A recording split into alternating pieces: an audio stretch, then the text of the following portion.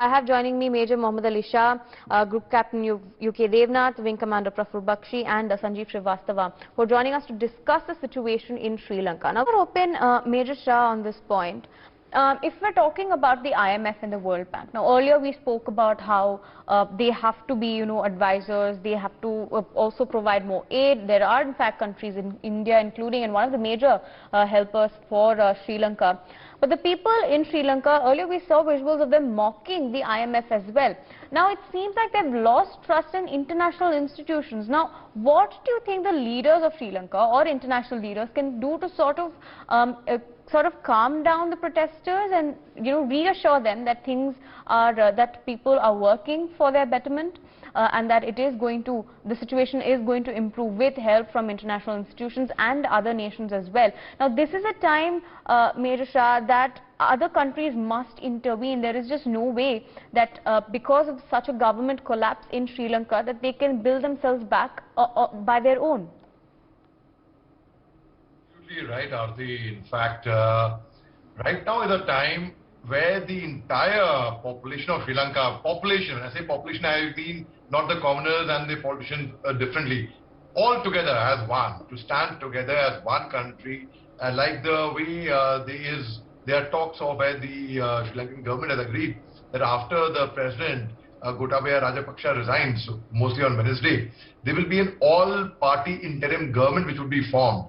But now, similarly, I was discussing with Wing Commander Praful Bakshi before the show. In fact, we were speaking, and he told me that he often takes his guidance. So he was also guiding me. He said that no, actually, the world should come together, and the world should form an all-party interim government. And he was so right there. So in fact, the entire country, Sri Lanka, has to unite, and they have to realize that okay, how do we calm them down? By solving the issue. How do we solve the issue? It will not happen overnight. A change of government will not solve the issue, but we have to understand the crux of it. The people are angry. They have been demanding the resignation of the Rajapaksa brothers for long. Well, they changed the prime minister, all right, but he couldn't do any wonders. But now what is it that they would be slightly pacified by? They would obviously be pacified by the change of regime in Sri Lanka because they have obviously felt hurt.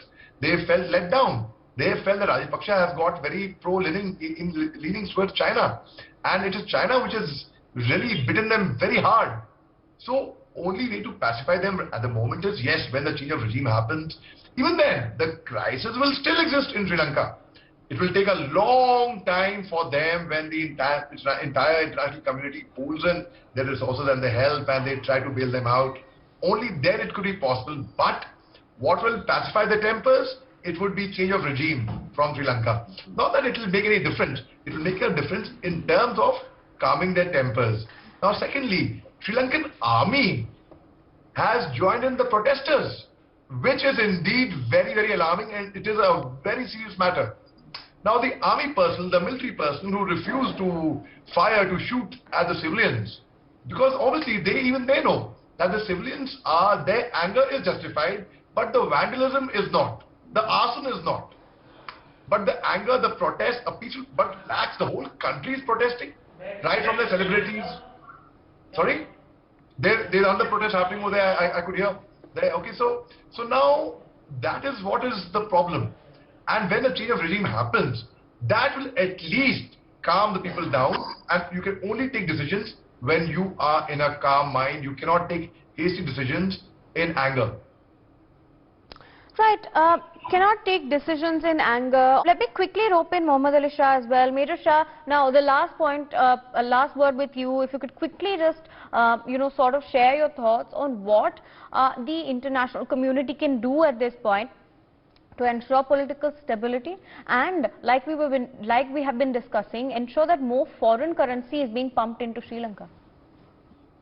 Very well asked. The golden question would be, China should actually be the first one to take the lead, to come forward and say that, okay, brother, I know you are in trouble, I know you are in deep waters, and I am showing a bit of leniency to you for you to be able to come out of your mess. Because only when they come out of the mess will they be able to actually repay their loan as well. But they very happily taken their pot on 99-year-old lease. Right. And that's what they want. They want that is their strategy actually. And Right. the entire Right. international community, if they do not learn a lesson right now, especially it's a wake-up call for Pakistan, which is next in line Absolutely. right now. So if they do Absolutely. A not learn wake-up call for the rest of the world.